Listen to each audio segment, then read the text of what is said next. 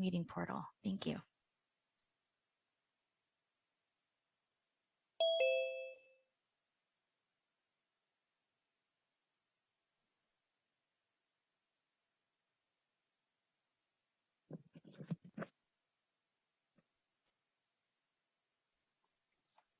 Hi, Richard. Can we do a mic check, please?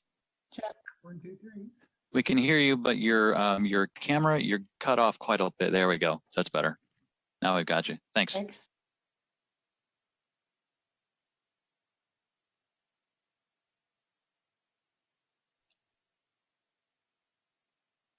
Hi, Richard.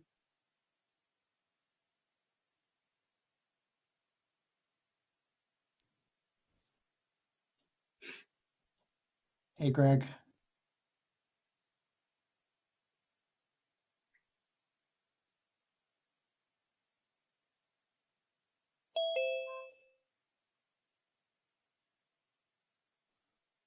Hi, Katie. Can we do a mic check, please? Yes, thank you very much, Dave. You sound a little muted.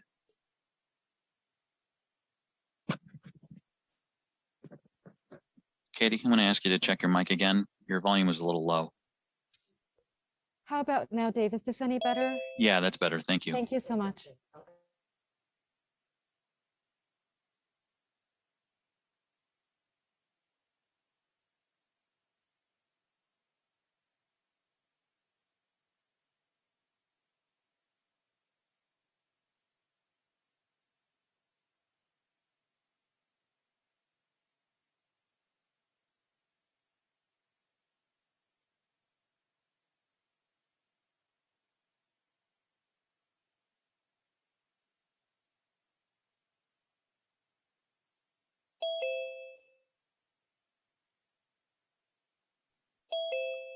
Hi, Supervisor Chavez. Can we do a mic check, please? Yes, sir. Hello, how are you? Good. It's good to hear your voice, Dave. You as well. Jill is going to be your clerk this afternoon. Excellent. Thank you. Pastor Williams, can we do a mic check, please?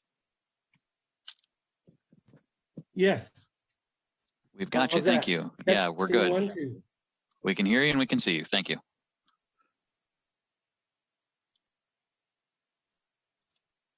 Nancy, can we do a mic check, please? Do me need Nancy? Yes. Otto? Yes. Hi. Yes, thank you. We have audio and video. You're all good. Hi, Nancy. Dr. Bryant, can we do a mic check, please? Hello. Hello, thank you.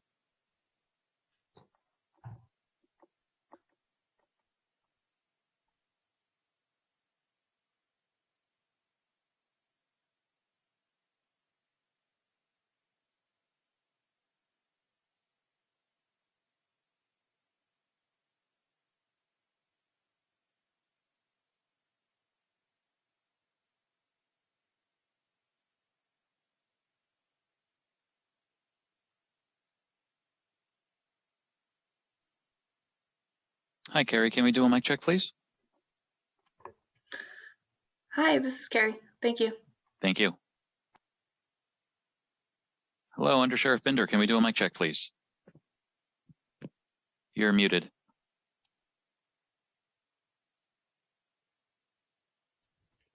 Hi, good afternoon, everyone. Can you hear me?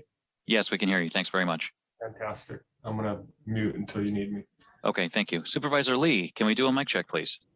Yes, good afternoon. Can you hear me okay? Yes, good afternoon. We can hear you. Thanks. Thank you.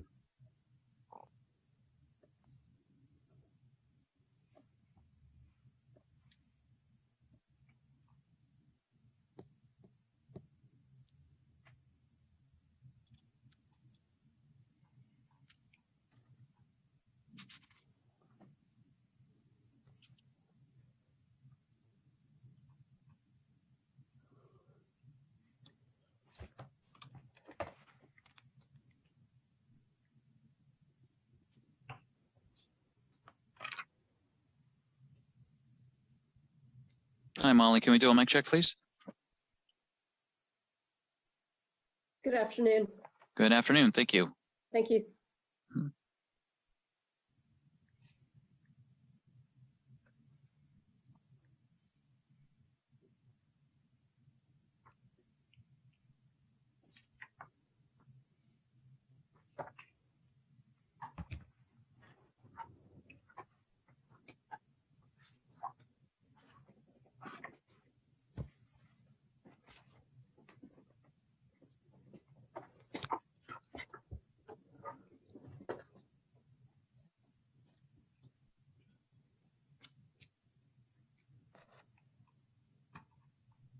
We've had a few people sign in the last couple of minutes. So if anyone wants to do a mic check, now is a good time to do it before we get started. Any caption check, please? Captions should be on. The auto transcript should be on. Thank you. You're welcome. Recording in progress. Just a courtesy announcement, we are live on the internet and our meeting portal. Excellent, thank you. I am going to call the Hate Prevention and Inclusion Task Force meeting to order and appreciate all of you very much being here. And I know we're going to have folks join us, but I am going to call the meeting to order, and I will ask if the clerk can call the roll. Good afternoon. Member Otto Lee. Good afternoon, present. Member Boyarsky. Present. Member Lori Smith. Absent. Member O'Neill. Good afternoon. I'm here. Thank you. Member Jeff Smith. Absent. Member Narayan. Absent. Member Berg. Absent. Member Washburn. Absent. Member Dewan. Absent. Member Armeline. Present. Thank you. Member Appel. Here.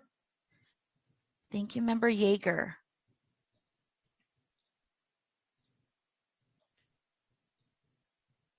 I see you, Member Yeager. I do need a verbal. Here. Thank you. Member Estremera. Absent. Member El Junaidi. Here, present. Member Conda. Present. Co-chairperson Esparza. Absent. Member Co-chairperson Chavez. Here. Madam Chair, you do have a quorum. Great, thank you. And I know we have a chunky agenda in front of us, so I'm going to go ahead and get us started. I'm going to start with public comment, and this is an opportunity to speak to an item that is not on the agenda, but within the purview of the committee. I see no public comments, no raised hands, so I'm going to come back to the board for our consent calendar, and this has a summary on our, on our consent calendar. This is the acceptance of a resolution declaring the state of emergency, that it still exists so that we can continue meeting remotely, and to approve the meeting schedule for 2022. Can I get a motion? Move approval. Thank you. From Esparza, second.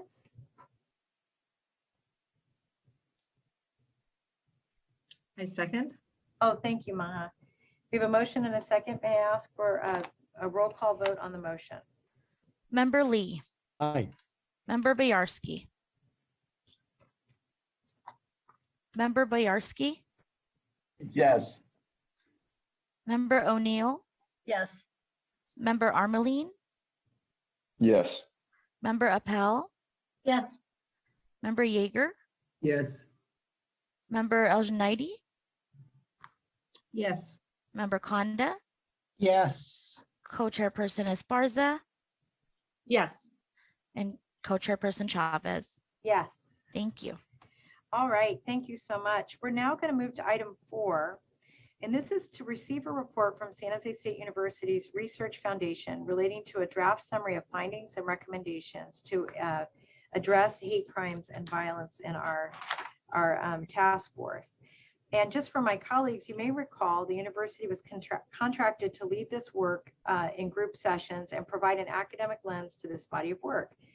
I had requested they categorize the recommendations based on the 5 tasks assigned to the task force through its bylaws, which essentially was through the Board of Supervisors. And I'm hopeful that this format will guide members and the county staff to be able to prioritize short and long-term goals. I'm going to pass it over to Dr. Kathy Wong Lau to walk us through the report. Thank you, Co-Chair Chavez.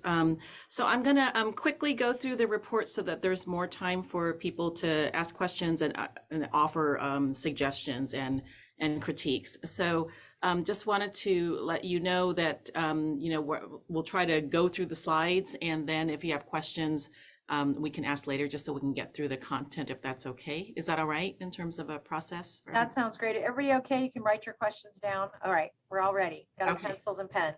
All right, here we go. So let me know if you can see this screen. Yes. Everyone see it? Okay, great. Okay. So, just want to remind you that we held working groups and focus groups. We had 6 focused areas, and we had 10 1.5-hour meetings. We had 4 1.5-hour meeting groups for focus groups for different affinity groups based on feedback from over the meetings. One was for Muslim identified people, Jewish identified community, people with disabilities, and youth. We had a total of 95 participants over 14 meetings. There were a variety of organizations that were in attendance, just to let you know. Our accomplishments, we think we're able to analyze perspectives of a variety of participants, many of whom have a pulse of their community's concerns. Many of them were people who were in organizations, and so they had access to perspectives and experiences of other people. And there was a broad group of people in some focus groups and less broad in others. The sessions provided a means of connecting for people from different organizations to talk about issues as well. So some people knew each other and have met, and some people met for the first time in these groups. It provided researchers with specific ideas, perspectives, and identified needs and gaps. And it provided a means for voice and for perspective to be documented. Some of the challenges were the attendance numbers were uneven, with some groups numbering 10 to 13 and some numbering 3 to 4. There were high attrition rates in terms of meeting. The meetings were held over Zoom. There were more registrants than participants, and attrition varied from some groups. Some groups had a high attrition rate and some had very little attrition. Participants often wanted the researchers to have the answers for the recommendations. They wanted to learn what the recommendations were going to be when they were coming to the sessions, rather than trying to give us feedback on what it was. Some of the common themes that emerged across all of the groups, people wanted to talk about root causes of hate and bias. And so even though we talked about hate crimes and all the things that were going on, and people wanted they want high participation, they wanted different entry levels for people in the community to participate, but they often said, just want to do something that really addresses what causes, what are the root causes of hate? We're kind of tired of this. We don't want to constantly do things, and actually experiences of hate and exclusion don't go down. There is a theme of underreporting and lack of trust with law enforcement, but not just law enforcement, also public agencies and institutions such as schools, to quickly address issues of bias and hate with precision and knowledge of best practices.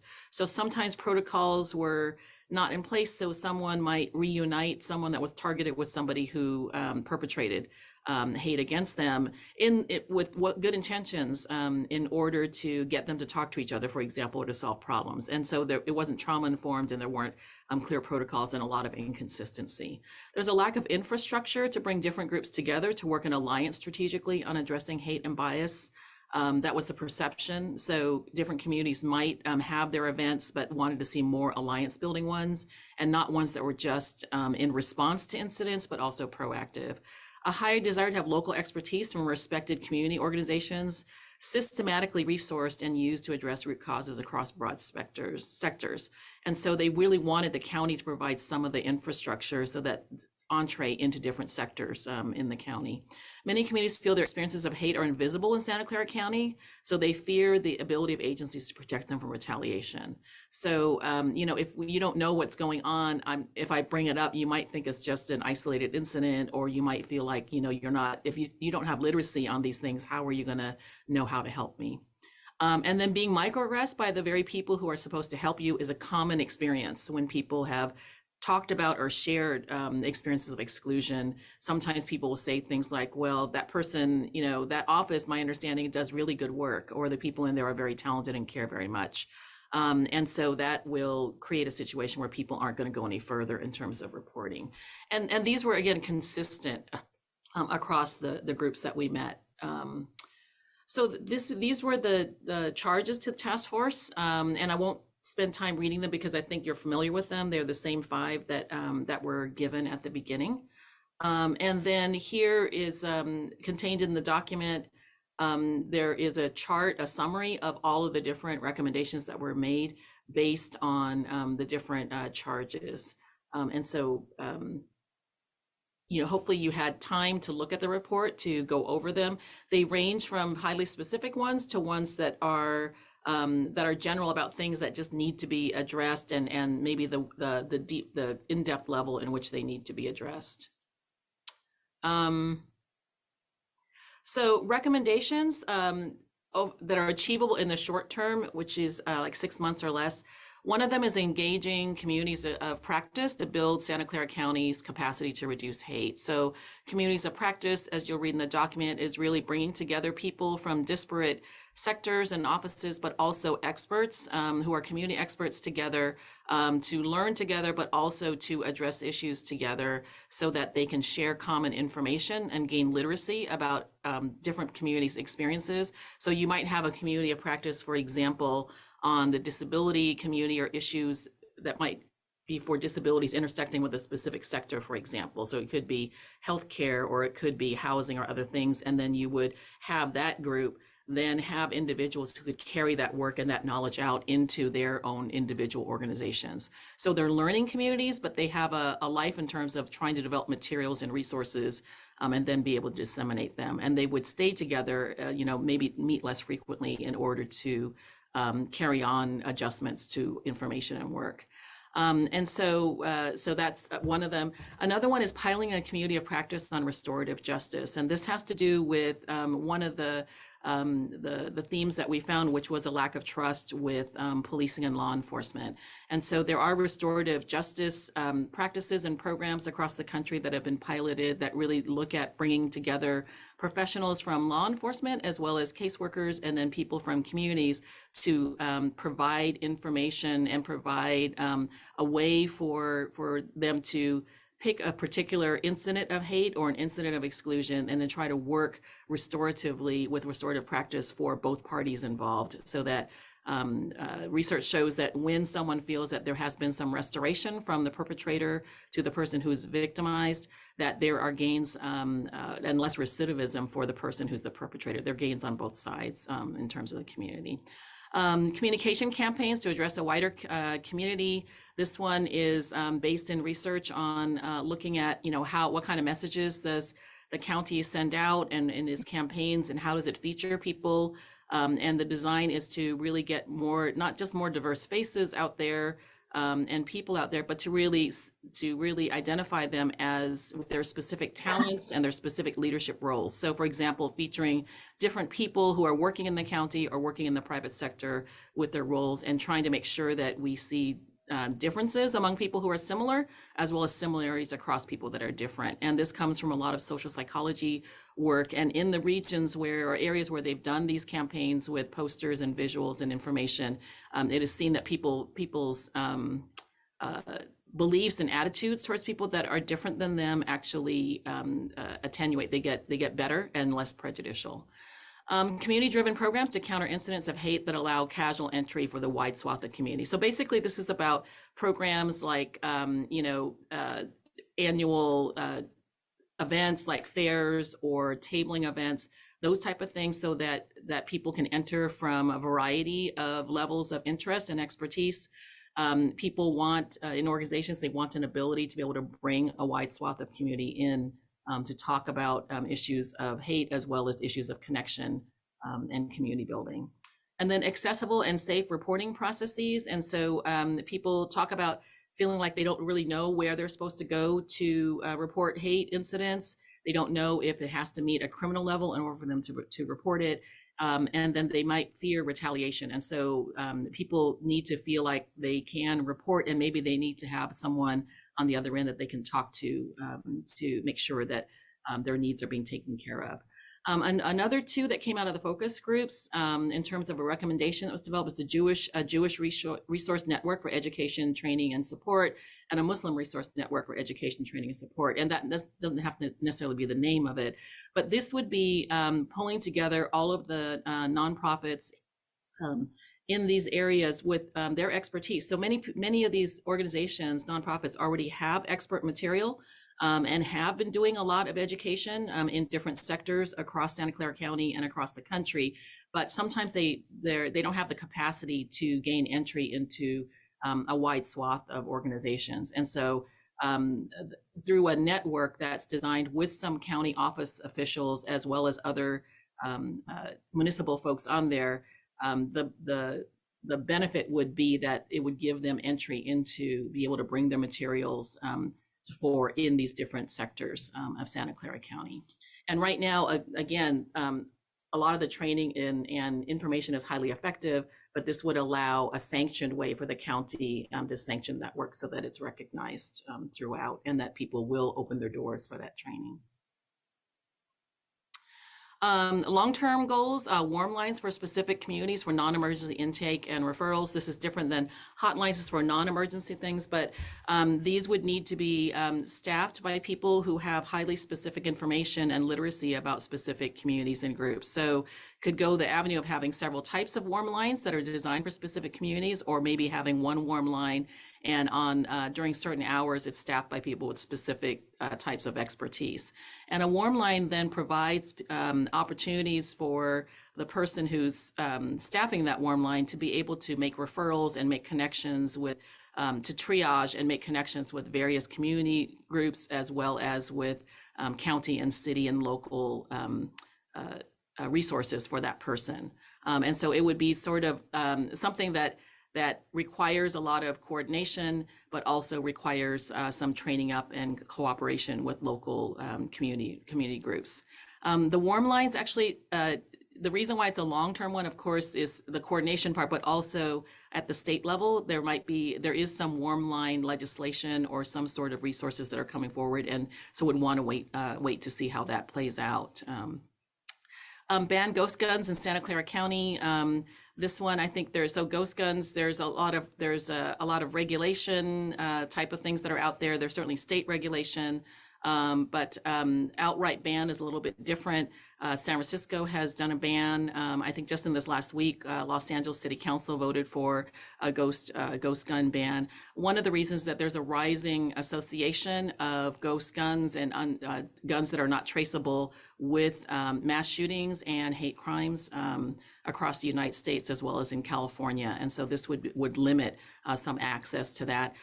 Ghost guns are also highly used and highly desired and manufactured and shared by white supremacist organizations across the country and locally. And then San Jose itself and Santa Clara has had a significant rise in garage, sort of like people manufacturing ghost guns through parts that they get online in garages and then selling them out of garages here locally. Treat domestic violence against women as hate crime and everyday hate crime and prevention work. In spite of the fact that law and legislation does categorize domestic violence and hate against women as a hate crime, it often doesn't get reported that way and doesn't get captured that way. And so part of what we know from mass shootings, particularly hate-based mass shootings, we know that in about 58% of those cases, there is also a long history of domestic violence and hate violence against women in the background of the shooter. And often women are targeting domestic violence in terms of a deadly act happens right before the mass shooting. And so we know there's a high association with that. And so it's problematic to treat domestic violence and other hate violence separately, because then we don't share intelligence, but we also, in terms of prevention, may not be aligning our prevention measures together to create more power to do that. Make data on hate incidents and hate crimes public and transparent. So there is available hate crime data, so I'm not saying that there isn't data available, but there are some communities in which there might need to be alternative sources that are cited, so that we know that the communities are hate crimes are undercounted. For example, in the disability community, tremendously undercounted. But what we need is to probably other types of intake information that might either allude to or suggest numbers. And so having analysts who can do that, so that we can get a better understanding rather than based on just traditional hate crimes data points. So that would supplement the traditional hate crimes data points. Pilot a community of practice on restorative justice, so it could be short-term or long-term. Comprehensive hate incident intake processes for people with disabilities that provide interim personal care and healthcare support. So one of the reasons why people with disabilities often don't report hate crimes or hate incidents is because the sources, the perpetrators, are sometimes people within their own families, as well as people that are their caretakers or healthcare providers who provide essential services for people with disabilities to live, as well as to have good health, or even like mobility in order to leave their home. So it's very risky to report those hate incidents, because the retaliation would almost be immediate, and it could be deadly in terms of denying care, for example. And so, we, this would be long term, but really would like to look at how that the county could devise processes so that interim measures can be provided, with, of course, the number one caveat being to keep the person with disabilities in their own home. And so it's a little bit different than the way you would provide interim measures for domestic violence, in which you sometimes remove people from their homes. In this case, the person with disabilities, priority would be to keep them in their home, but provide safety. And this is something that I think is something that was really clear in the disabilities focus group, but also in a lot of literature, one of the primary reasons for underreporting. Depth-based education in schools, government, and organizations with sponsored community members. And so I think that what the programs that are the most effective in schools and government organizations are the ones that really involve sponsored community members in very essential ways, not just putting their name on the poster or putting their, borrowing their curriculum, but having people highly involved, so that the preventative education is actually, it rings true with those who are in the room, who are from those communities, as well as provides really good literacy and understanding on the parts of people who are not from those communities. And then invest in evidence-based community violence interventions. And so one of the important things is to think of violence as being a community responsibility, and not just like the active shooter or the mass hate-based shooter, but it's really based in community violence, and doing a lot of community violence interventions. We know, and I know that most of you know, that a lot of the people who are shooters often have family-based violence even within their own backgrounds. So, okay. And so this brings us to the discussion that I'll try to go through quickly on the root causes of hate. So we know from research that that there's different motivations for people who commit hate crimes, as well as hate speech and other things. So first category is thrill seeking, mostly groups of teenagers. They're mostly male, but not always. As in crimes against people with disabilities, often that is mixed gender, or sometimes it can be perpetrated by girls and women and others. And so it's really important to know that this is that there is a tendency among some age groups, and it's not that the age is causing that, so I don't want to say that, but there's a category in which these are more likely to occur.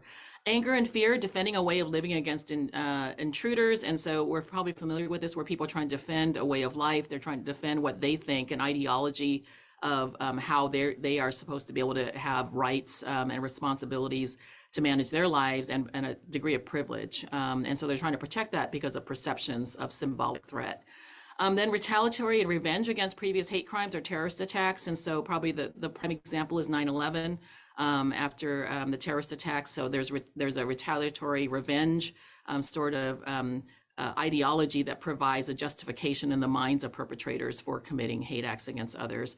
And then omission, this is probably the one that is found in a lot of mass shooters, is on a moral mission to destroy outgroup members considered not human. So this is where people are fully dehumanizing other groups and believe that their group is the one that is chosen or should be elevated. And so these are four different causes and motivations of different people who commit hate. And then social norms play a huge role in influencing attitudes and the degree of prejudice and hateful behavior in society. Certain conditions cause hate to spike, and not everyone responds, though, to the threats in the same way.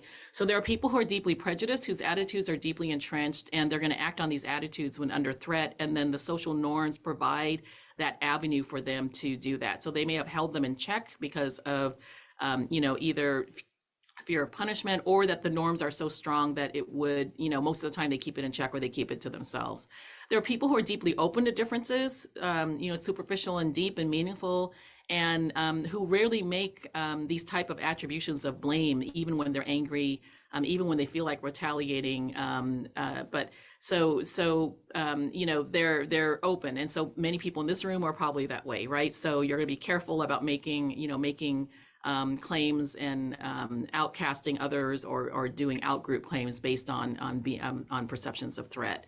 And then there's people who fall somewhere in the middle. For people in the middle, social norms are extremely important. So norms are usually not as important to prevent hateful or microaggressive or exclusionary behavior in people that are deeply open and are careful about their attitudes in terms of making outgroup, stereotypes and those kind of things.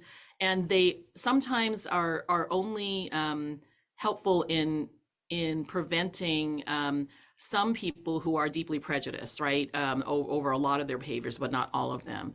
But for people who fall in the middle, norms are extremely powerful in helping people override some of their tendencies. And so in terms of following and being consistent with the ideologies of hate and prejudice in the United States or in any culture, right? And so social norms are really important, which is why it's really important for Santa Clara County in leadership, as well as in organizations, and even down to the staff members who work at front desks, and also in our businesses and in the private sector and in healthcare. It's important that the norms are consistent, that really are against hate, that are anti-racist, that they are carefully making sure they're calibrated, make sure that they're not prejudicial in their behavior.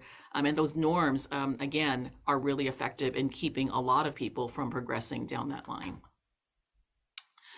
So again, the root causes of hate and prejudice can stem again from a sense of threat. There may be actual material loss in terms of job loss. And so right now during the pandemic, we know that hate crimes have gone up. So people have lost a lot of freedom. They may have lost family members. They may have lost their income or maybe their housing, all kinds of things. But what the problem is that they actually are responding to a symbolic threat. So they're symbolically blaming other people versus the actual threats, right? So everyone responds to threats, but people respond in a certain way in terms of absorbing the ideology and carrying it out. So attitudes follow norms, and there's a lot of people whose attitudes are malleable. This is quoting a scholar. If we have leadership that isn't promoting intergroup tolerance, it sets a norm for the rest of society, right? And so that malleable middle, people on one end will move towards feeling more comfortable to say the things that we hear that people are saying more in grocery stores and on public transit and stuff. A lot of the hateful things that we may not have heard in the past are somewhat being released, right? So people do work hard to suppress their prejudices over their lifetime. And suppressing prejudice needs to be continual and ongoing. And so social norms really help, social norms that help justify or exemplify hate can contribute to the reemergence or emergence of hate and attitudes and behavior subsequently. It's really important to remember that people learn over their lifetime can learn over their lifetime to not be prejudiced. So in spite of the fact you might have grown up during a certain era and been exposed to a lot of prejudicial attitudes, you may have had them as children, even as young people, but you can learn over your lifetime to suppress those, but also adjust your attitudes so that you no longer operate based on those, right? But you can you can go back if the climate and the rhetoric and the norms of that time for many people encourage you to go back in the other direction. So if you live isolated in a homogeneous group, you don't have a lot of contact with other people, you don't expose yourself to, you don't purposely, expose yourself to other things, then you can unconsciously, without good critical thinking, regress as well. And so we know that contact and continual exposure to norms that encourage you to do that are really critically important. Okay, so this implies then you should segment your work in terms of the potential to move participants' attitudes away from hate, right? So there's strategies for working with people who are extremely bigoted. Those strategies are somewhat limited. A lot of them have to do with law and in legal sort of in the legal realm, as well as behavioral contracts like in school and discipline, those kind of things. Then there's people in the movable middle, and those attitudes again are responsive to social norms on hate, exclusion, xenophobia, and other things. And then you have the choir. We often say that people that are committed allies and advocates, we don't want to, we'll say, oh, but everyone here was part of the choir and we kind of wasted our resources because everyone here already knows this. But the reality is research shows that people in the choir also need to continually gain literacy on the changing nature of hate and exclusion and inclusion, even within their own groups. We come from very heterogeneous groups, and then there's often conflict even intergenerationally in understanding what that hate is. And so there needs to be continual learning, and then people need to broaden their understanding so they can apply that literacy to other groups as well that are not their own groups. And so there's kind of different buckets of work that this task force needs to consider, so that you're able to address a lot of different issues from different avenues, and it gives a wider swath of entry points for a larger part of the community to enter into the work. Root causes of underreporting. Marginalized communities will not go to agencies that are committing hate, exclusion, and discrimination upon them. So in general, in many of the working groups, communities of color do not see law enforcement as allies in hate prevention and addressing hate. They do see them as, enforcing hate crime laws when they can, but a lot of times people see the policing as being an insufficient way to address incidents of hate. Marginalized communities are often microaggressed, excluded, or made invisible by the initiatives and individuals in the agencies that are supposed to serve them.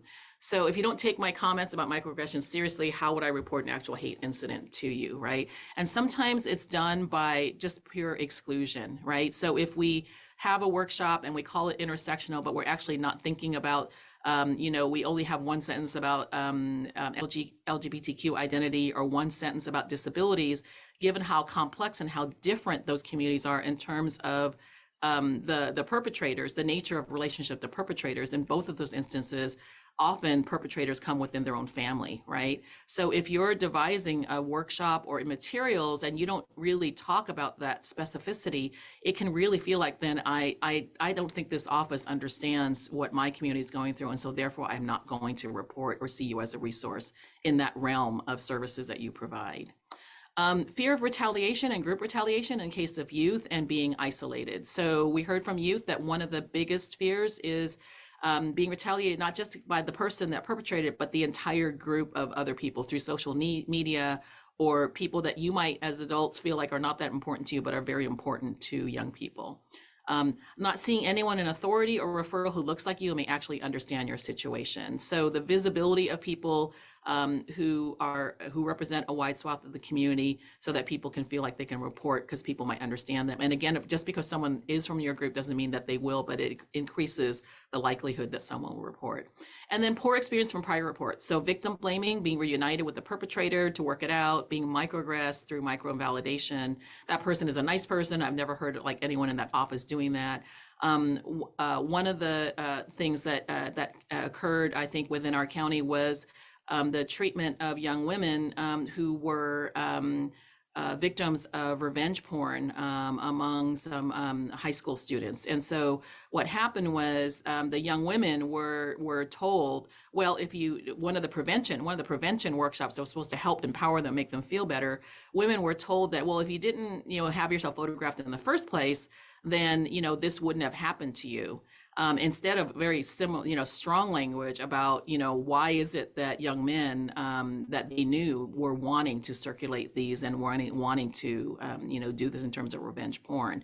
And so even sometimes some of the professional training from law enforcement and others talk about photos, but not realizing that for many young people, especially during COVID, texting and sharing of photos and those kind of things were the norm in terms of being able to connect with other people. And so I think that a lot of the workshops being done with youth really need to carefully focus group with youth and analyze that information and make sure that the approaches they're using are not, again, then turning around and marginalizing the very people that you're trying to help.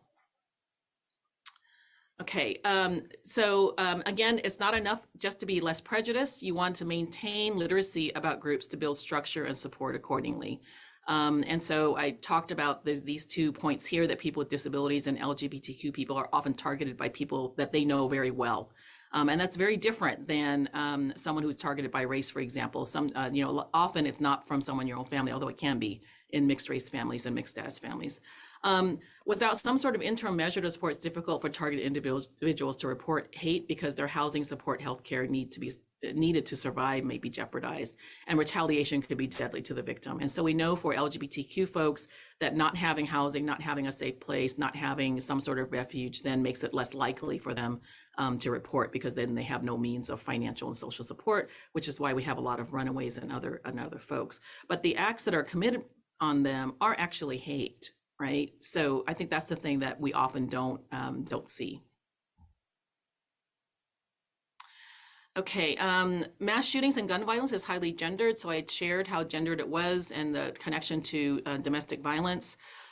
We need to somehow really make sure that we do a tight analysis of gender violence as hate violence, and that it is highly associated with other types of violence, particularly racial violence, as well as anti-Semitism and Islamophobia.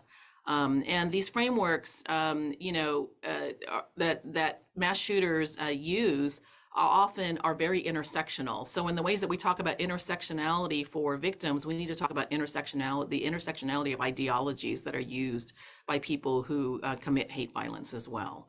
And so gender, again, needs to be tightly tied in there. And it hasn't been. When you see public reports and even news reports or even law enforcement reports about mass shootings, hate-based mass shootings, many of them have a gendered component, but it's rarely seen as that. It's seen as a racial hate violence, and it's actually an intersection of both, right?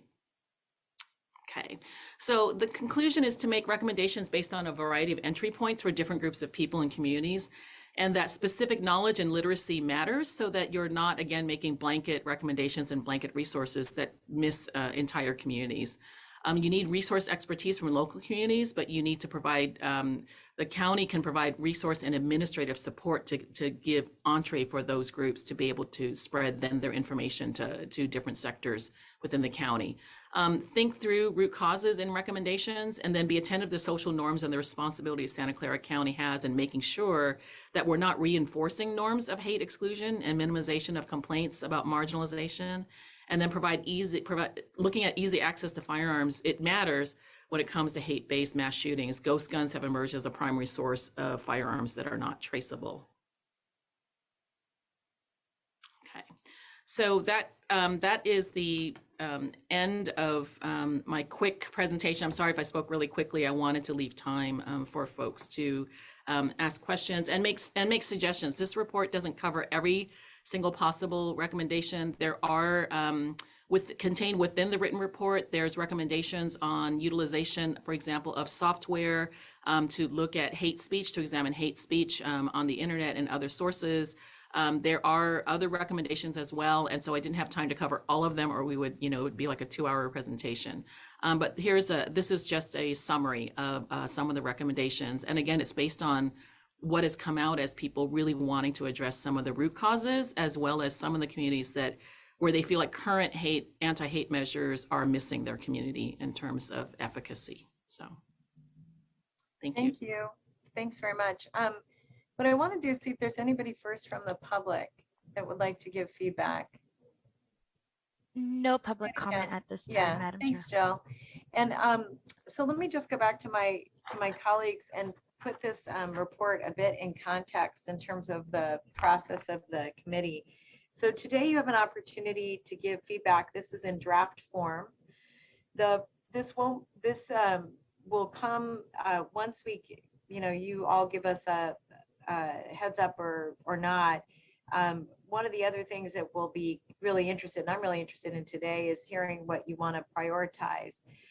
The other thing that I will be asking my staff to prepare is any areas that the report doesn't cover that the board had asked us to give feedback on, and then we'll work on a process for those ideas to come forward. And then the last thing I would just say is if there's something that any of you feel really strongly about that you want to dive in deeper, feel free to write up anything you would like to write up too, and we'll share that with the entire committee when we come back and meet in January. Because we recognize that there are lots of parts of our community that all of us are engaged in that are going to have very different perspectives and frankly even different experiences working with this particular topic. Okay, with that as a background, I'm happy to get people's thoughts, feedback, opinions, and I'll start with Greg. Thank you. Thank you, Cindy, and thank you, Kathleen, for your great work on this. That you've really captured a lot here. As obviously, we don't have time to discuss every single suggestion or comment that people would have, but I'll just go through two, which I think are major, and then I'll be submitting something in writing for the rest. One has to do with restorative justice, which is that anyone who's working on restorative justice, and if you're going to establish a community of practice on that, definitely needs to look at the Stanford Law Brennan Center report. It doesn't have all the answers, but it certainly has a lot of the right questions. And the other one is there's some confusion in the report, I think, between the definition, the current legal definition of what a hate crime is, and how to enforce the law based on that definition, versus or separate from what, if any, changes we should recommend in legislation for expanding the definition of hate crimes. For example, neither domestic violence nor sexual assault appear in the statutory definition of hate crimes. So it would be incorrect and misleading to say that domestic violence is a hate crime or sexual assault is a hate crime. However, in the real world outside of the statute, many of those crimes, probably most in the case of sexual assault, and I'm not sure about domestic violence, maybe most of the two, are in fact hate crimes, but but they're rarely recognized. For years, we've known that anti-disability crimes and anti-gender crimes, mostly meaning sexual assault, but also including anti-transgender crimes, are the most underreported. Even the victims often don't realize they've been hate crimes, and the police often don't recognize it either.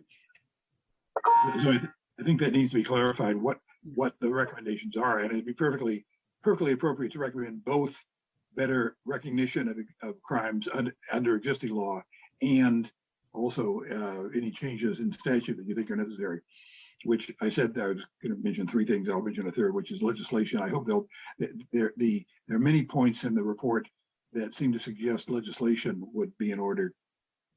And there are other things that aren't mentioned that would suggest that. I think that should be a separate section for the benefit of any members of the Santa Clara County delegation to the legislature who might want to take that on, any potential candidates for the legislature who might want to, or for the board to recommend things. So those are my comments for now. Thanks, Greg. Anyone else have any thoughts or comments? Michelle? Hi. So I want to thank Kathy for all the work on this, and the focus groups was an amazing process, a lot of details. The question I have is more about transformative justice versus restorative justice, and the reality that restorative justice returns things back to the status quo versus transformative justice, which would go more at the heart of the violence that is already inherent in our society. So whether you guys had looked at all in the transformative justice arena, which is more about transforming our societies to a more equitable, better place, versus the restorative, which is just about, like you said, the reparations when there's a crime, or that process. it can be both. They're kind of both sides of a coin, but I'm just wondering if you guys explored much in the difference and the distinction between the two. Yes, so I think a lot of the language and initiatives on looking at root causes is really about transformative justice, right? It's really about examining, for example, white hetero misogynistic extremist, right? Ideologies that are there and that really have been driving a lot of the mass hate shootings that have occurred across the United States. And so the work is transformative. We didn't use that term, but it does fall under transformative justice work. And you're correct. The restorative justice is a way to help communities engage, feel very engaged in having a joint stake in problem solving and returning, because people do want to be repaired. It needs to be done in a way that is empowering, right, for all the parties that are involved. So yeah, but thank you, I appreciate that. Thank you. Are there other thoughts or feedback on the report? So Elle, I'm gonna just warn you, fair warning, I got your memo, so I'm gonna come to you in just a minute. But one thing I would be really curious about from any of you is there any part of the work that you saw in the report that you think that you would want to lift out as something that should be prioritized at any level of government? I'm not necessarily interested if that's just local or statewide, but anything that caught your attention that you think this ought to be prioritized and ought to be prioritized, I mean, just in terms of the actions we're going to be asking ourselves or partners to take. Elle? Over my hand. Thank you. I don't have the entire report in front of me. I was reading the electronic version, but I just think, speaking from law enforcement, anything that has an element of trust building, and that speaks to community building, right? The engagement where our ultimate goal can be trust. I think those are areas where, and there are many of the action items, whether it's short-term or long-term, right? That trust is part of that process. But I think, just speaking from, from my organization, those would be areas that we would want to prioritize as far as the work that we would also participate in. Because I think it really does lend itself, right, to a transformative justice, as a whole, really. And it may even transcend, what we're focusing on here, but to other crimes as well. Oh, that's an excellent point. Thank you. Maha? So I'm looking at this report, and it's there's a lot here, and so if I were to focus on the top priorities, I would go with section 3.5, school or school-based programs to promote a change in our community culture relative to hate crimes and violence. So 3.5(1) and 2, and I don't know what 3 is, but professional development and awareness, for sure, about different communities and resources to address hate and exclusion. And I'm not sure what is meant by these, to be quite honest. And then utilizing ethnic study models for teacher training and professional development. I can't tell you how important it is to do this work, because I do this work and I know how effective it is, but to do it across different communities, not just work in silos, not just for the Muslims to go out by themselves or the Jews to go out by themselves, but to have faith groups and ethnic groups going out together and doing this work together across the different public agencies that we have in the county. I think it's incredibly empowering to do that for the communities involved. And I think it's very instructive and very impactful for the people that are receiving this. I believe very much in community-based outreach and engagement and building relationships, and it has to come from the grassroots community. And so I would prioritize those. I'm not sure whether they're in Kathleen's work or not. And I just wanted to compliment Kathleen and her team. I attended 3 of them, and they were incredibly well done, very professional, and it was wonderful to talk to a bunch of scholars and have an intellectual, intelligent conversation with them the entire time. So I really appreciated the process. Thank you so much. Greg? I'd suggest not as the priority, but as a priority, the things that the task force and the board had already addressed in the first resolution that came out of our task force. They're addressed to law enforcement agencies, and those should be both for further action by law enforcement agencies in the county and also perhaps by legislation. To my knowledge, the only response from law enforcement agencies to those recommendations was San Jose Police Department, which is going to be doing or is doing the training that we recommended. No other agency that I've heard of has responded, and even the San Jose PD did not respond, to my knowledge, on the protocols that we think are necessary. Thank you, Greg. Otto?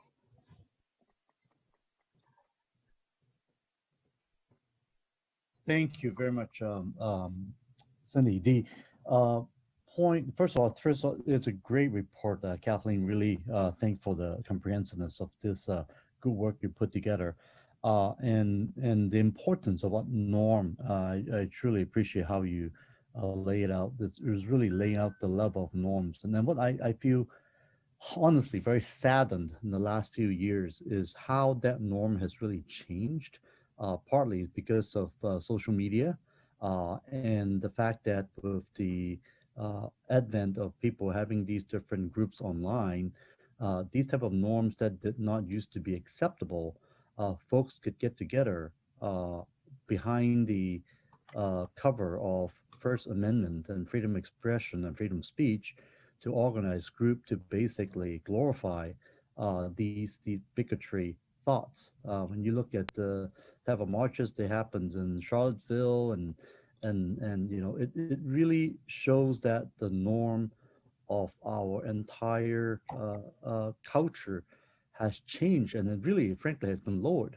When you have Congress people saying these very bigoted comments are now not only glorified but being used for fundraising, and I just feel so sad that that's the level that we're dealing with right now, and so these type of hate crimes is not a one-time thing. It's not just one incident.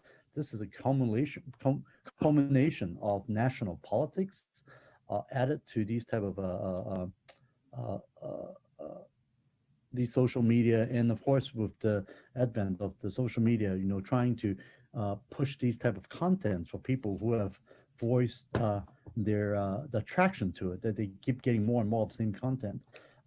I'm just so saddened to see what other ways can we do, because I do think that there is this well of hatred content online and groups that we need to attack while they are hiding behind the First Amendment. And Kathleen, if you have any other type of ideas you think we can potentially even look at on that area. Well, I think that there are, so you know, what we know is that sometimes programs like you know, Not in Our House, Not Hate in Our House, those sort of things, they can work. They tend to work in smaller towns and areas, right? And they can sometimes not hide, but they can create a situation where people feel really good about joining that campaign and wearing the button and putting a thing in their window, but they actually don't gain literacy to transfer that knowledge to in their actual practice. So at the same time, I might put that in my window. It might prevent me from being, you know, moving into more violent behavior. It still may not reduce my prejudices in some odd way. So it's got to be so whatever you do in terms of a campaign like that, which is messaging and is setting norms, it has to be augmented or supplemented with deeper thinking type of workshops or opportunities for people to think critically and clearly.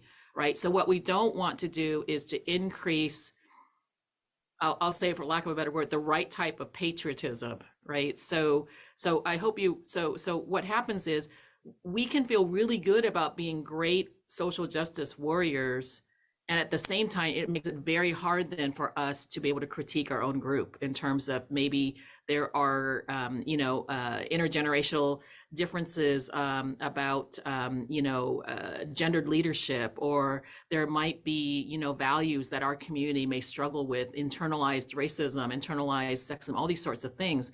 If we raise sort of this what do we call it? They're called like sort of banner ideas of overly positive, let's be wonderful people and not be prejudiced. What can happen is it actually reduces critical thinking even for those people that are against hate. And so again, they have to be done carefully so that we're again able to critique ourselves and think in very complex ways as issues change and arise. So I'm giving you a long sort of a non-answer, but I think whatever is done, it's helpful, but it's got to be balanced and done thoughtfully so that we don't have unintended consequences, right? So yeah. And while we are trying to achieve our goals, right, there's always the counter narrative of, oh, these are just cancel cultures and turn it into this political ping pong. And I don't think it's helpful, because if that's the norm, that's not acceptable. It shouldn't be acceptable by any political persuasion. And I think it's important to make sure that when we have these type of issues, everybody needs to come and speak up against it. When they turn into political issue, then it becomes like, well, I guess that's okay. On these type of unacceptable behavior. I use the example of a legislation on specific, like an anti-Asian hate legislation by Congresswoman Grace Meng that was passed in the United States Senate with one no vote. Josh, we all know the one from Missouri, the senator. But when you get to the Congress, right, even though you have bipartisan support of all the leadership, from Mitch McConnell and Kevin McCarthy, there's actually over 58 to 59 Republican congressmen voted against it, an anti-Asian hate. I mean, how can we vote against them? Like, so I just want to say that that type of rhetoric, that type of bigotry, in many ways is acceptable in many parts of our country.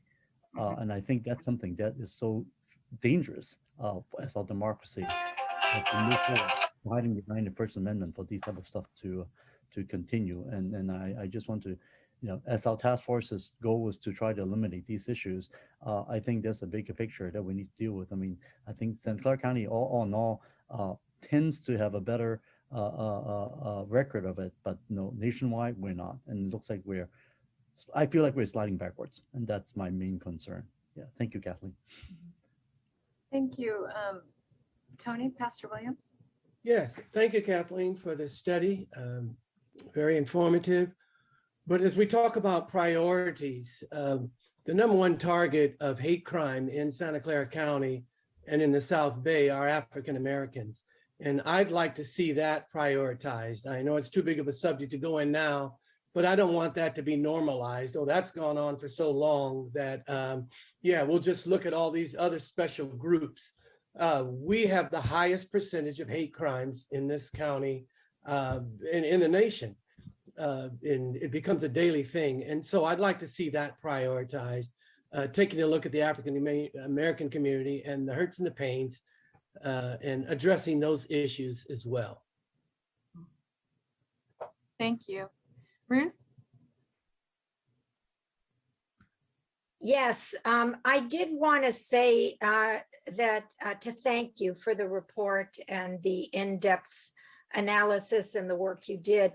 I am on the, as you all probably know, the legal advice line. I supervise it. We have English, Spanish, Tagalog, Vietnamese, Punjabi, Hindi, and Mandarin. And I've been getting calls from anti-vaxxers that aren't, or anti-maskers that can't go into businesses, and then they proceed to become racist. And if this business is owned by someone whose ethnicity, they somehow feel like launching into their vituperatives and racism and hate. So I think that this pandemic has allowed people to express their ugly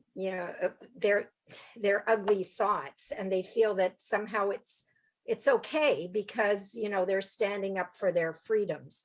I also wanted to underscore what the pastor said, because I am getting calls about really hideous racism cases against African Americans, just systemic, and it's alive and well, as you say. My calls are mainly about workplaces, but people do call about all sorts of things like businesses. And in one case, the person was holding up the phone and screaming at the at the person who owned the business. And, you know, I could see UNRWA Civil Rights Act violations all over the place, but a lot of the business owners don't feel comfortable speaking up, I think, because they're afraid they'll lose customers. So I do think a survey might be a good idea to individuals and businesses to try to get them to talk about their experiences, not just through the focus groups. Thank you. Greg? Listening to Supervisor Lee in particular and others, and I haven't thought this through completely, but I think it needs to be mentioned. You know, we live in a country where just a few months ago there was a violent insurrection to try to overthrow democracy on January 6th. And the most recent poll I've seen, in-depth poll of Americans, found that 8% answered yes to two questions. One was the election stolen from Trump? And two, is violence necessary to correct that theft? 8% of the population is 21 million people, and we've seen some violence on the right as a result of that, and we need to pay attention to that as a problem of hate crimes and of the bigger, beyond even hate crimes, particularly I think maybe in the recommendations concerning gun violence, which I know is one of the charges that the board gave to San Jose State, that perhaps we need much stronger laws that prohibit gun ownership for life for anyone convicted of a hate crime or domestic violence or multi-mission criminal extremism, not as a punishment, but the punishment is the time in jail and the fines and so forth, but as a public safety measure in the same way that we prohibit registered sex offenders from doing certain things for as long as they live. Thanks, Greg. Maha? Yeah, I don't know if this is appropriate or not for the report, but I was thinking about this and I forgot to mention it earlier, that when Kathy was talking about the root causes of hate crimes, I'm wondering, and I was thinking at the time that she was presenting, that we might want to also add a section on something like the social and political environment that give rise to hate crimes against specific groups. The gentleman that talked about African Americans being the most targeted, he's absolutely correct. It's African Americans, Jews, Muslims, Arabs, Sikhs, of course, and then of course Asians and Latinx people. And they experience hate crimes at very specific periods of time. You know, for Muslims, it's when we're at war, when the U.S. is involved in war in Muslim majority countries, when there are international or domestic terror attacks, when there have been attacks on mosques, which is happening now all across the country, when there's rhetoric by national figures in the media and the government, and no one is really speaking out against it, like what's happening right now against Ilhan Omar by the two Republican Congress women. And there really hasn't been a lot of pushback against these two individuals by either Republicans or Democrats. All of those things give rise to hate crimes against Muslims. And I'm wondering whether we should have a section that at least addresses these 5 groups. When do those groups specifically experience a spike in hate crimes? It's a suggestion. I don't know whether Kathy thought about this or not. Yeah, thank you. Kathy, do you want to give a response to that, or you want to think a little bit about it? I can give a quick response. We certainly thought about it. We did not devise to have, so part of the report was not an extensive lit review of all of the things that were mentioned here. We certainly could provide that, but part of what we're trying to convey is that that Santa Clara County and all of us actually need to have literacy about the specifics of how different groups experience hate, right? Because I think that the lack of literacy is what what creates sort of a blunt hammer approach, like a big mallet, that we're just going to do anti-hate stuff. But, just as Pastor Williams has mentioned, anti-Black hate has a specific trajectory, right? As well as, hate against people with disabilities and other groups. And so if we don't understand that trajectory, then the solutions or the recommendations or the support that we try to provide not only will it not feel authentic, it may not alleviate the very situation that people are involved in, right? So for many Black and African American people, it's similar to other groups, but the hate can come in almost any form. It's ubiquitous as soon as you leave your home, right? Yeah, and Kathy, I think So, just to kind of jump in there, I think, there are a number of recommendations we're going to get today that may or may not fit into this report. But Maha, what I think is really important about what you and Pastor Williams and Otto are raising is that, interestingly, it's really around, I think, the point that Kathy raised earlier about this literacy component. But the other thing is that the really taking the temperature of our own community. And what I like about Maha, your recommendation is that it really does shape what people are experiencing here. And I don't think we've figured out quite how to do that yet. So whether or not it's appropriate for the report, it still could be very appropriate for the committee to produce such a piece of literature, both in terms of what's in the known literature, but also what we're experiencing here. No, here's what I'm thinking. If we actually have these slides there, or if there's knowledge of the social and political environments that lead to hate crimes, government officials can immediately, once they recognize it, they can immediately speak out about it, because that would immediately stem increasing hate crimes against these groups. So that's why I mentioned, and I think that's why it's important. They may not recognize that, what's happening to Ilhan Omar in Congress is actually affecting women who wear hijab all across the country, right? Because no one is saying anything, as people are calling her a terrorist, and nobody's saying, not enough people are speaking out. So that's why I think it's important. Yeah, and I also think it relates to something that was discussed earlier, which is around community norms as well. And I just want to reinforce how critical that is, and something that I want to give a lot more thought to. So thank you both. I'm going to go to Richard, and then we have a few more people. So go ahead, Richard.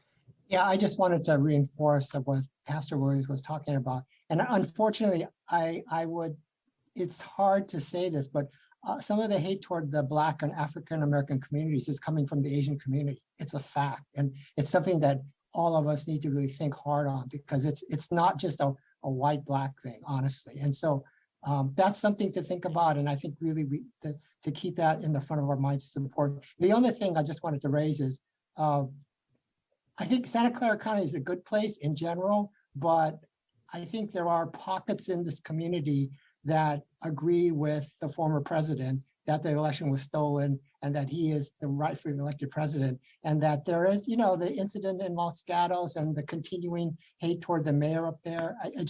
I think we need to kind of be aware that our county is, although it's a lot better than a lot of places, it's got issues too. And I think that might be some of the report needs to be really focused on our local communities and try to do an analysis of what's happening here locally. Can I respond to that? So I do want to say that a lot of these things about getting at root causes, we're really looking at county-wide and not just San Jose, right? That there are other contexts where a lot of these issues are not spoken about on a regular basis, or hate is just reinforced, right? Through the things that people say, whether they're public officials or it's through the absence, the vacuum of not saying something, of not setting that social norm. So I think that a lot of the politicians and public leaders here in San Jose area are more comfortable and more experienced at saying those things, but not necessarily in outlying county areas that are not here, cities. I mean, so a lot. So the recommendations are applying to all of the different regions of Santa Clara County. So when we talk about multiple entry points, that's one of the things to attend to. Thank you. Tamil? Hi, thank you so much. So I wanted to just thank Kathleen for the great presentation and the comprehensive work. So my name is Tamil Gilkerson. I'm the president of Evergreen Valley College. And I just wanted to offer that, like, one of the things that you said about the root causes, right, is that there may be an actual material loss, such as the loss of a job, but the actual material threat is often, right, symbolic. And I think Pastor Williams' comment and many folks' comments, I mean, this can't be decoupled from, I think, what's happening largely, right, which is the fact that reimagining what safety means and addressing hate crimes has to include or be interwoven with discussions and recognition for the need for resources, right, towards everyone's health and well-being. So I just want to say, right, root causes of a lot of these things, it's about stability, well-being, healthcare, access to living wage jobs, housing, education, and these are all issues in the Silicon Valley, right, or in Santa Clara County.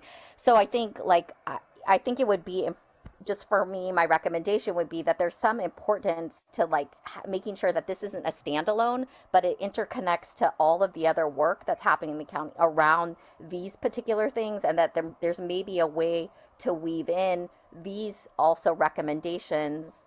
I hope I'm making sense, you know, to other work that's happening in the county, because I think it's a larger scale thing than just a standalone. We want to do education in classrooms or do, you know, particular things like these. I think the full flesh of working on safety as a group would help address hate crimes. Thank you. Michelle? So you originally we started the discussion around what items we would prioritize. I believe that we have some of the legal stuff already in place, some of the policy stuff already in place. And it's been a long and slow process. And I don't know if hate crimes, I mean, in our experience, I think they have increased recently. You know, so the policy, the police training, the police procedures may or may not fully address this, but then that next goes to the question, because I know community groups like do the bystander intervention training, they do that ongoing process to kind of destigmatize the difference and bring people together. So what types of those things, programs do we have? What things, I feel like one thing that needs to be looked at is what is already being offered in our community, in our communities versus, you know, and how can we create a best practice via the process of looking through all of that. But then there are other pockets in our society that don't get addressed. And these are things like in the jails, there's structural barriers and hate barriers that come into play where people are kind of put into groups, and those groups then have animosity towards one another. I've seen it in documentaries like on misogyny and how those realities of hate are part and parcel of what resulted in the person in jail, incarcerated individual, discovering that that was at the root of their crimes as well, or their propensity to crime or whatever. So are we doing similar programming and training within the jails? Are we doing them within the medical facilities? Are we doing them within skilled nursing centers, you know, and disability care centers? What things are happening, you know, to ensure that we're addressing it at a larger and more, you know, kind of including those little pockets that may get lost in the overall framework of what we're doing. Thank you. Will? Hey all. First of all, I want to say thank you to my colleague Kathleen and Dr. Wong Lau. She and her crew did a great job with this, and I was able to participate in one of the sessions as well. And I just know how much work this is and how much they poured into it. So I just want to thank my colleagues and give them some shine for a really excellent job. I also want to thank Tamil because she took my comment, and I guess I'll jump on top of it. She did such a great job. I really wanted to say something very similar along the lines of, you know, we recognize that a lot of this problem have actual material or what we would call sort of roots in material relations. And I think our solutions need to have those as well. And I agree with Tamil, and I think while, you know, trainings and programming and all of that are the way people tend to talk about solutions to these problems, and there's certainly a place for all of those things. I think what we don't talk so much about is what are the material bases for solidarity? So, and we can talk about these things all day, and you can hold programs all day, and you can you can sort of shake your finger at people all day in terms of what you say they should or shouldn't do, or how they should and shouldn't talk, and all that. And I think we can see that that's not necessarily working terribly well politically in this country right now. People don't necessarily respond to that with, in the ways that you hope. However, we do know over time and over history that when you give people the actual conditions and opportunities for solidarity with one another, and that's typically based for all the kinds of reasons that I'd be happy to explain in material realities, things like fighting together for healthcare, fighting together for higher pay, fighting together for a less precarious life, fighting together for affordable housing, fighting together, giving people a reason to see their relationship to someone in a different way. I don't know how far we move the ball here, ever, to be like super honest with you. And there's all kinds of really great research being done on this as we speak. I, in fact, just heard a talk today from a gentleman from Harvard that just published two journal articles on this. We're even seeing in the data that, again, without a kind of material basis for solidarity, these other attempts to just sort of morally harangue people into doing things differently for all kinds of reasons that I think we could probably understand just don't work. So I think we're going to have to think beyond programming and think about what are the kinds of things that people from all walks of life in our communities really want and need, and how do we provide the opportunities for them to build for those things together. So I'll just stop there. Again, I want to thank Tamil because I think she did a great job relaying some of those points as well. Thank you very much. Sarah and then Maya. Yeah, I just want to say thank you, Kathleen, for creating this report and doing this report out. In going through and reviewing the report, just reviewing some of the things and some considerations that I would recommend is just looking at some of these recommendations through an intersectional lens.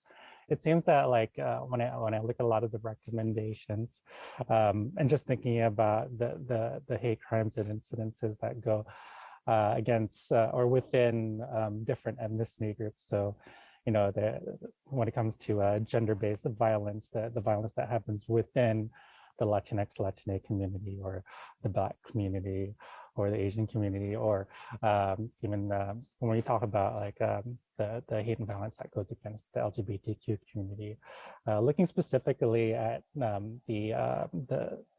violence and brutality that is, again, those different subgroups within each race and ethnicity. It's something where I'm just looking at a lot of the recommendations, and if there's any considerations of where intersectionality was considered or brought up, I would love to see that highlighted in the report. Sure. Thank you, Sarah. I appreciate your comments and insights. I want to say, I think I do believe that, and this, it's really fun. I haven't been in too many contexts where I think almost every, not all, but almost every person that worked on this report was a person of color.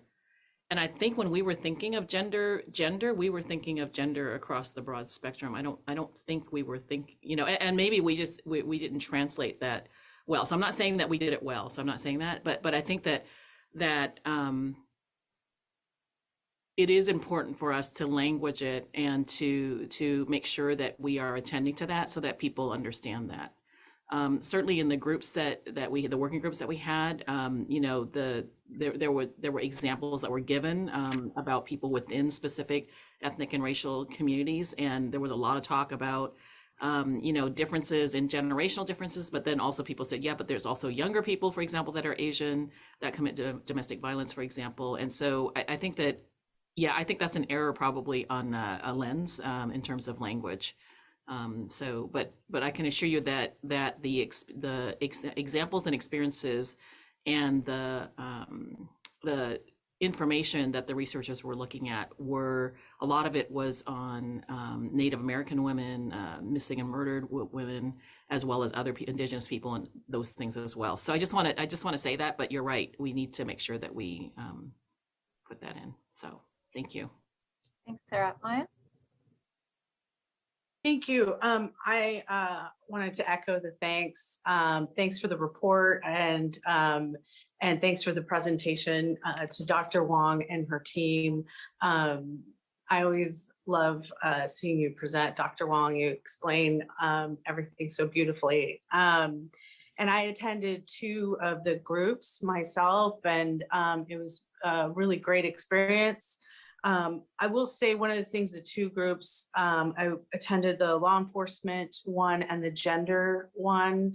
And the 2 groups that I attended, and looking at the report, one of the things that has come across the board that I think should be prioritized is reporting, right? How is that going to work? And the fact that we really don't have an understanding of how much hate crime or hate incidents are happening now in our community. We don't know. You know, we have some stats, and SJPD compiles stats and all the FBI stats, but we really have no idea. And I'll tell you that in the Latino community, there have just been some vile, horrible stuff, and people don't report it. I mean, I've had stuff done and said to me, and growing up, and also even as an elected official, and so it's just so normalized that it, and I'm just speaking from personal experience. Most folks have said that as well. That having that entity, whatever that trusted entity is,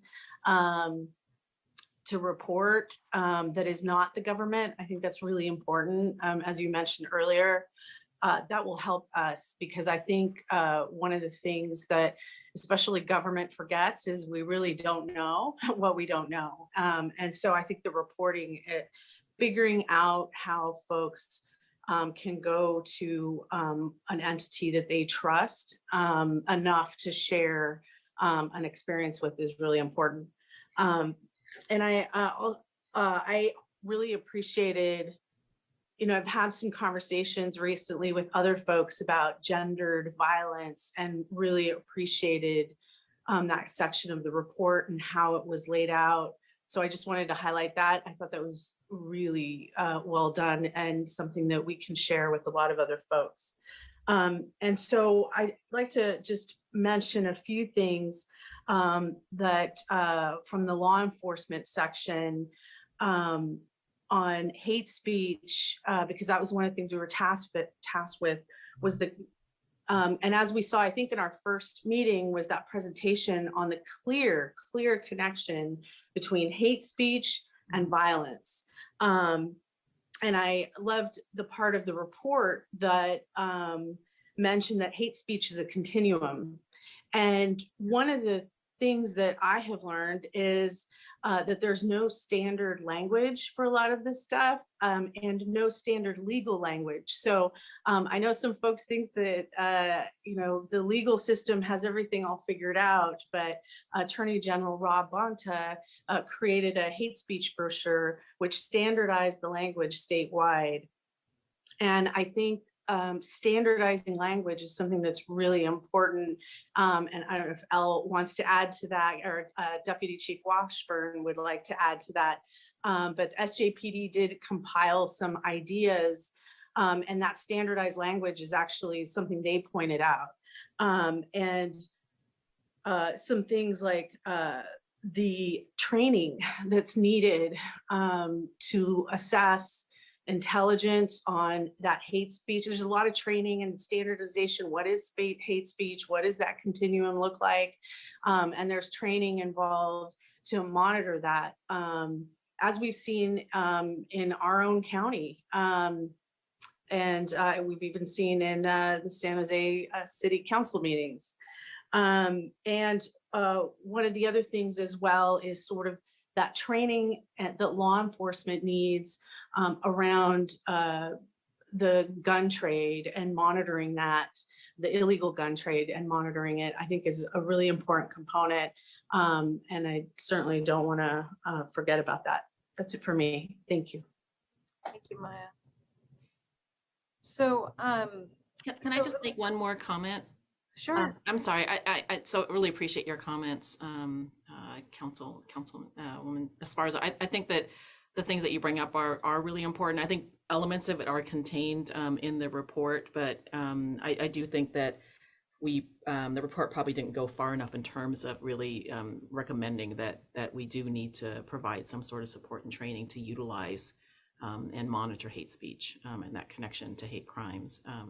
The other thing I neglected to say was to really thank my colleagues at San Jose State. So I think in my eagerness to blow through the report so that we'd have time, I didn't properly thank the employees and the staff in my office, in the Office of Diversity, Equity, and Inclusion, but also the wonderful faculty who contributed and did really good work in terms of managing all of these different meetings and managing different dynamics and facilitating discussion and dialogue. So I just wanted to give a shout out in a similar way that my colleague, Dr. Armeline did. So I forgot to do that and I feel terrible about it, but anyways, thank you so much. Kathy, thank you. And, you know, yeah, and I will just apologize for not using everybody's formal titles. I realize we have a lot of doctors, a lot of chiefs, you're all important to me. but I'm just going to go with everybody's first names today. I want to just give, and I'll just say, I know we have one hand up from the public. I closed the public hearing on this particular item already. We have another item on the agenda, item 5, but frankly, I think you already responded to item 5 in this discussion. But Elle, I wanted to see if there was anything you wanted to add based on Maya's request. Just in response to the hate speech and firearms specifically, is that? Yeah, thank you. Yeah, sure, absolutely. You know, and I think the first thing for me to recognize here is that, you know, I'm here representing, right? I'm speaking and operating from a law enforcement lens and realize that we have a seat at this very important table. And at the same time, want to acknowledge that, you know, to Kathleen's points early on, that if we're to really achieve inclusivity and deep equity, and think critically, right, that we need to work together. And it reminds me of the core principles of community policing, right? Law enforcement isn't going to be able to enforce and solve problems, right, without the engagement of all of our, you know, local, county, state partners, as well as our non-governmental organizations and community members. So, you know, so just kind of keeping that in mind. However, I will now kind of pivot a little bit and talk about some of the challenges with law enforcement and as it relates to I'll just speak specifically to firearms and then also monitoring hate speech just in general. And then when I'm done speaking, we'll welcome any other law enforcement partners or our partners at the district attorney's office to kind of weigh in. So one of the things I did was submitted a memorandum, just making some recommendations that might help our specific department in monitoring hate speech. And I think just as a whole, right, there are some challenges in monitoring hate speech, right? Just as a general practice, that is problematic for law enforcement. And we have to look at, again, it's that continuum, right? What is legal, what isn't illegal? And we have to be careful because they're all, you know, we're also being held to a certain standard. And if we're just blanketly monitoring people's free speech, you know, where does that line blur between protecting people's rights and then on the other end of the spectrum where it becomes inciting violence and hate? And at what point does it become a violation of the law? You know, keeping in mind that we do engage, educate, and empower community members to help us solve crime. At the same time, we enforce the law. And, you know, there are some legal standards that we have to achieve in order to enforce the law. And so that's that problematic piece. You know, where does it become, in one person's viewpoint, unnecessary monitoring of free speech versus is it a violation of the law? And some of those legal standards for us are, do we have reasonable suspicion that a crime is about to occur or has occurred? Is there probable cause, in which case we can, you know, freely monitor within those standards of the law? And so there's just some nuances and challenges as it relates to law enforcement in monitoring hate speech. We know that that's where it starts, right? And then it escalates. And really to Meal and William's points, I mean, I echo that because, and even our last speaker, right? We can have a lot of policies and procedures in enforcing the statute, but where does it begin? And are we taking a holistic view about where we are investing the resources? You know, that's why we really prioritize education through our crime prevention unit, getting in the schools, offering webinars for community members, challenges and choices for children and adolescents or teens, because we really want to right, grow our community in a way that we have that deep equity. And if we can get to a point where that exists and that is the standard and that is the norm, then we won't maybe need law enforcement to step in as much. But we have a lot of work to do. And, I did make some specific recommendations. I won't get into those here, just as far as what would help us in the way of personnel in monitoring the hate speech that does rise to the level of where we can engage as a law enforcement partner. And as far as the legal gun trade, we are absolutely collaborating with the district attorney's office, with the ATF. Sometimes we look at local or state prosecution. We are working on training and standardizing. Again, it's about education, right? Educating our partners as to what is, we refer to them as ghost guns, but the terminology we use is privately manufactured firearms. And it feels as if sometimes the crime trends outpace the legislation. And so that's why it's important that we law enforcement partners come together and have these discussions to make recommendations on legislative changes. And if you even look at some of the limitations on the criminal threats, right? That's the Penal Code 422. There are some limitations in where we cannot arrest people for that because it's a specific intent crime. So just some challenges, as it relates to that, but certainly with the guns, working with our legislators will help law enforcement on our end of the spectrum, and then the rest of us come to the table and talk about, what else can we do really to kind of plant the seed or, solve it at the beginning versus having to need law enforcement to step in right after the fact. And I'll just pause there. I hope I answered your question as it relates to a couple of those items. I'm happy to clarify anything that I might have said or welcome my law enforcement partners to expand on that. Thank you. Thank you so much, Al. And I just wanted to acknowledge that we'd received that. Here's what I would like to recommend as a next step. The next item was really was only if we didn't address the content that you were able to address in this item. So here's what I want to recommend. Dr. Wong Lau, did you get the information you needed to finalize the report? Do you feel like you're okay with that? Okay. So here's what I would like to do.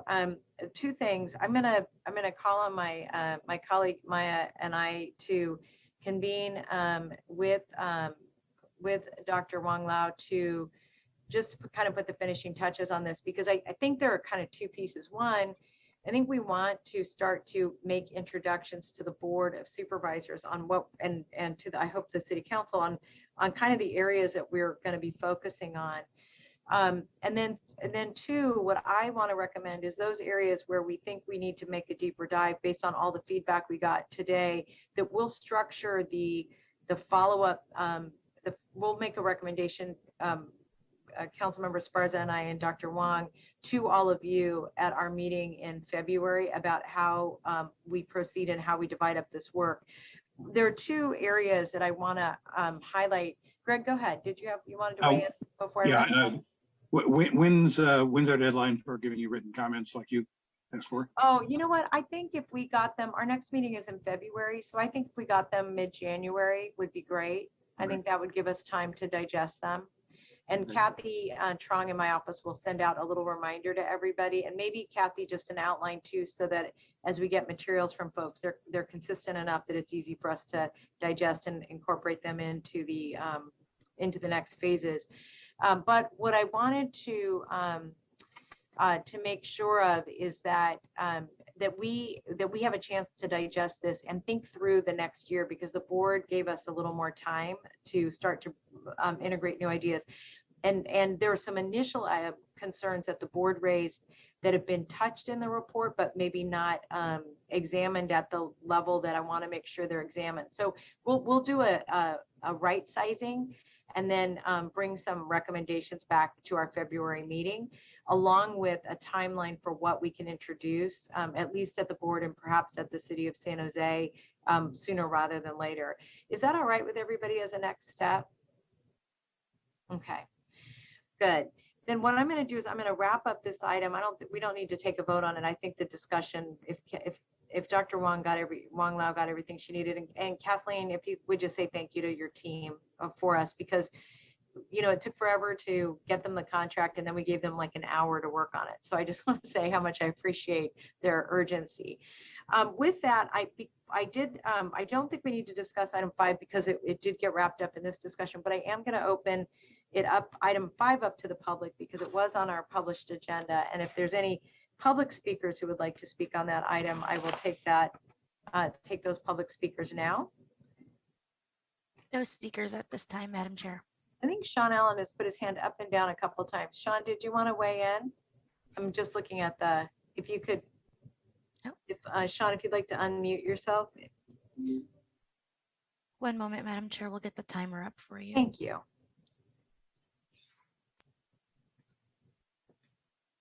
Our next speaker is Sean Allen. You'll have 2 minutes to speak. The timer will start when you begin speaking. I apologize. I'm not sure what item 5 is. I was just listening to this on the drive here, and I was not knowing what this council was about. So those of you who don't know me, my name is Sean Allen. I'm actually a law enforcement union leader here in the county, and I work for the Santa Clara County Sheriff's Office / Department of Corrections. I'm a supervisor there. And what I found interesting about some of the topics you guys are saying, I really want to look at the report, is that who's getting access to these type of complaints and the statistics, because within the county sheriff's office, we've had problems with our own staff involved in racial issues and homophobic and misogynistic behavior. And the sheriff said she was going to fire these people, and she did not. So she actually elevated these people. So when you have employees who are working and getting paid, and their position is of trust to the public, and they're actually involved in this type of behavior, how do we expect the public to respect us as public servants to do our job equitably? And so instead of terminating these people, the sheriff actually promoted some of these people. And again, I'm not going to take up too much of your time. I just wanted to make sure I put this out there. I'm going to be following this stuff and paying attention. Excuse me. If any of you want to reach out to me, my name is Sean Allen. Again, I'm on Facebook easily, and I'm a county employee. I'm easily found. It's Sean Allen, SeanAllen. And you can find me on Facebook, and I'll be happy to talk to any of you about this. I'm going to be monitoring this and paying attention to this in the near future. I appreciate your time. Thank you. That concludes our speakers, Madam Chair. Thank you. We have no more public speakers. Our next meeting is February 25th. And so I'll look forward to seeing all of you then. And in the meantime, if I don't see you, please have a safe, healthy, happy holiday, and wear your masks, get your booster shots, and wash your hands. So I appreciate all of you being with us and really appreciate the robust discussion. And so thank you all for serving on this really important committee. And again, Dr. Wong Lau, please thank your colleagues. All right, everyone, be safe and be well. Thank you. Happy New Year. Bye.